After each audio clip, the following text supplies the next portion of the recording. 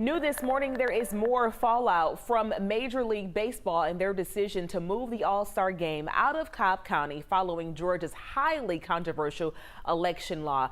Chrissy Diaz in with us this morning with a little bit more information on what's happening now. Well, a lawsuit has been filed against the league, its commissioner, and even the MLB's Player Association. So over all of this, late last night, Job Creators Network notified us they filed documents in federal court in New York. The suit is demanding that the All-Star game return to Cobb County this summer. It also asks for $100 million in damages to local and state small businesses. Many of those businesses are minority owned and still recovering from pandemic losses.